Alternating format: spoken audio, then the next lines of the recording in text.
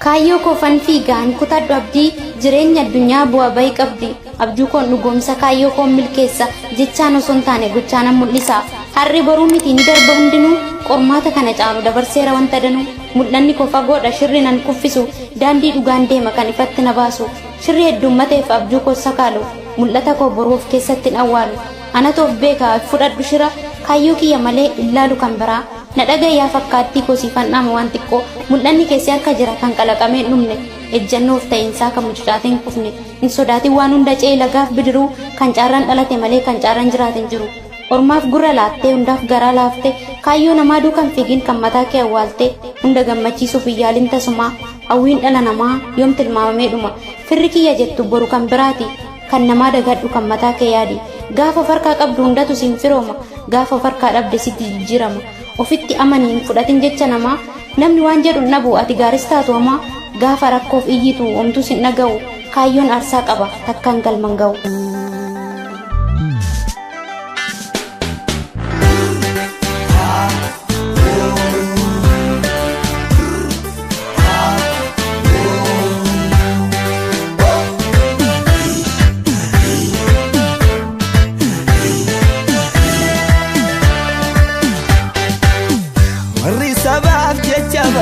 Ilmaan abbaa tokko ta'an Islaamaa fi Kiristaanaan walii qorii tokko hiikan.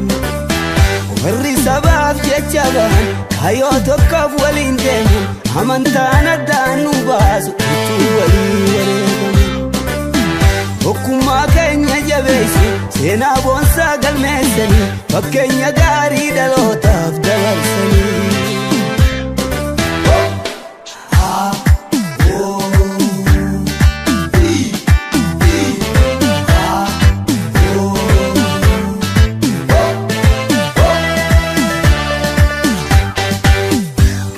Qabsiisan hin dhaabne walgeesse keessaa fi alaa daandii dhugaa gad hin dhiifne dhaloonni haaromsaa oolaa.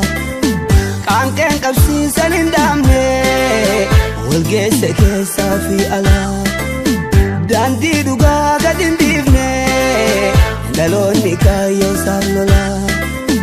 Daandii dhugaa gad hin dhiifne dhaloonni haaromsaa oolaa dhaloonni kaayyoo isaan lolaa.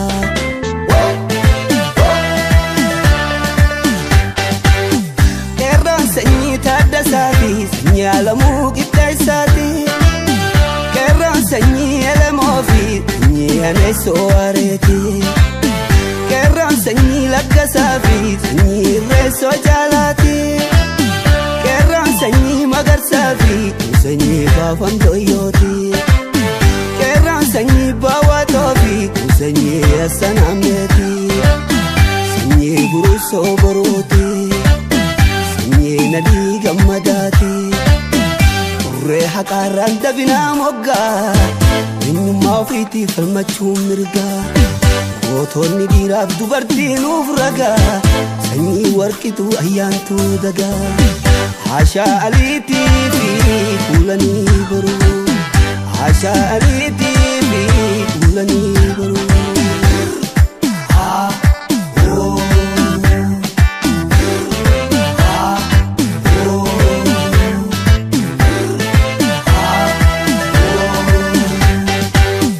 Akka ajii adamsaa doof sanyii abboomaa mitikkuuti.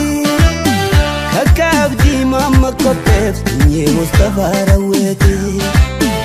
Akka Ibraahim Baadiyyaaf sanyii Yoosef Gammachuuti. Akka Daadhii Galaanii fi sanyii Haacaaluu Hundeessaati. Akka Eebbisaa Addunyaaf sanyii Usmaayyoo Muusaati. Sanyii Hambisaa Sooleeti. Sanyii Jaatanii Aliiti. Qeerroon sanyii goototaati. Abbolii faayolii dargaggoof shamarri hayyootaaf hoggannii qeerroo fi qarreeni dhiigni qabsaa'ota keenya biyyaaf sabaaf dhangala'ee dagatamee akka nafne lafeen qabsaa'ota keenya biyyaaf sabaaf kan harca'ee gatii jabee akka nafne kan bahaa fi dhihaa kaabaa fi kibbaanii hawal jabeeffannu xiqqaa fi guddaanii tokkummaa dhiigaa fi lafee ijaarame akka hin diigamne guddaa fi nagaan qoodamne tokkummaa dhiigaa fi lafee ijaarame akka hin diigamne gantaa dhuunfaatiin sobamne akka hin diigamne.